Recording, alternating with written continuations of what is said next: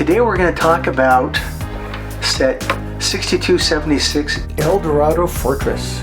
It's part of the theme of Imperial soldiers, so let's get to it.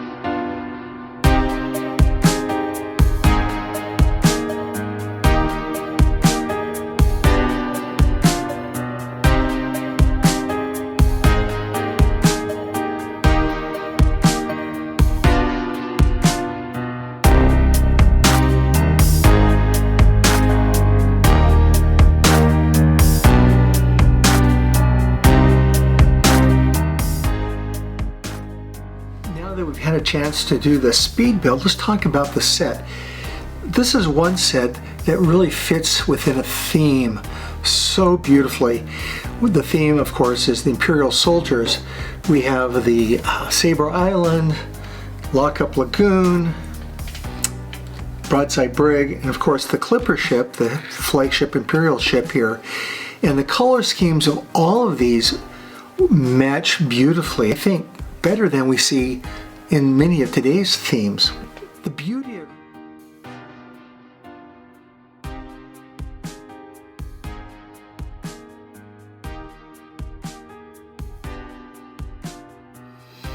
now the fun part is a minifigure review. Minifigures really make the set in a lot of ways.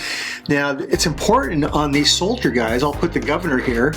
This is Governor Broadside, but he is unique to this set and to the Clipper ship. So I guess unique to two ships. Very interesting. The blue is important here because in this theme of Imperial soldiers, the guys are blue. Very reminiscent of the French Napoleonic guys, soldiers. And I'll bring up maybe a slide of that. Napoleon, would be proud to have Governor Broadside on his team. Although that sounds a little English, so maybe not too proud. However, not to be outdone though with the English sounding name, we have Lieutenant Martinet, who does, sound a little bit more French, to me at least. Probably is. And here he is. He's the guy that he's lieutenant, so he helped run the fort day to day, run the fort. The officers had the yellow epitaphs, where the regular guys had the red. So again, the blue's important. Later on, as time goes on, a couple of years later, Lego decided, hey, we're throwing out the blue and bringing in the red. And their ships changed, their forts changed, their flags turned red, and then they're called the Imperial Guards. So I'm not quite sure what all went on without trying to research that. So we have Broadside, we have Martinet, so he's good. And then now we just have some regular soldier guys. And here's one here, I'll put him up on my little stand. The soldier guy, the red epitaph, they have a little backpack on. Anyway, he was, because he worked on a land base, he had these square or more cup-shaped hats. When they worked on a ship, they had the tri-fold hats, so a little bit different. So there's a bunch of these, just the regular worker bee. You'll see him all over there. They're working day and night around here. So those are really the main Imperial soldier minifigures. Now they throw in a couple pirates. Here's a pirate right here. This is Redbeard the pirate. He has good control over those pirates. He's all over the place. Even though he's in a little ship here, he has a huge ship, the Black Sea Barracuda, that till about 2010 kind of ruled the seas. So we shouldn't feel bad for him. I mean, obviously he's been through a few battles with the leg and the hand thing, but the guy has a good outlook on life, right? He's Mr. Positive.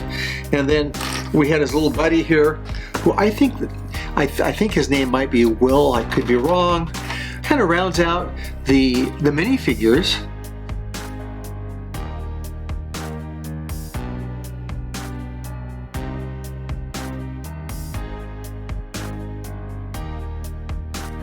rare pieces. The one really rare piece of the set is the Governor Broadside. And I guess I'm defining rare because he was only in 2 sets, the Eldorado Fortress and the 6274, a clipper here. Isn't that a fine ship right there? And for some reason, when he's on that ship, he wears a yellow feather plume. This one he wears red. I don't know why. It must be his traveling outfit there. So this is the main piece. The other ones are fairly reasonable. Even Lieutenant Marianne, you can collect these pieces, fairly reasonable. I have a pretty good collection of them. Like, I feel like a broken record on these videos. Watch the clips. Make sure they are intact. The base plate, again, gives it this great dimensionality. Make sure it's in good shape. That's about it for rare pieces here. It's again, Governor Broadside. I'm still in the show here for that. Let's talk about a factoid for this set. What I found out that this was created in 1989, and in 1990 they came out with that, and this is very exciting. They came out with a magazine. In my day we called comics, the Golden Medallion. It's 36 pages of pirates versus the soldiers. And I know it's all about this set because on the back it has the Barracuda back here, this ship here, attacking the fort. This is why I said don't feel bad, Redbeard. He has this huge ship that really dwarfs the poor little clipper. It wasn't until 2010 and 11 when we got the big Imperial ship, which I happen to have, which I feel so happy about. Anyway, the thing that's interesting, look at, the governor here, he looks like he's in pretty good shape. He's been kind of running the fort, running the ship. But when I turn to page 19 of the comic, let's see here. There's a picture of him up close up, but he looks like he's been eating quite a few turkey wings there. Been put on a few pounds that he needs to work off. So I kind of wondered, well, how did he was able to work that weight off? I was rooting for him, and so of course I hunted around, and guess what? In 2009, he was a star in a video game, a Nintendo video game that was called Castles, Lego Castles, and I have a photo of him, and he was back to tip-top shape then. So he got a little soft for a while, but all better now. The story of the book basically, and this is where it gets a little interesting too, to me, there's pirate with Redbeard pirate had a best mate, Will, and Will had a crush on the governor's daughter, Camellia, and Will got caught, got put into prison, then escaped. The name Will and the governor, and this all sounds a lot like the Pirates of the Caribbean movie. So I was a little kind of wondering about that.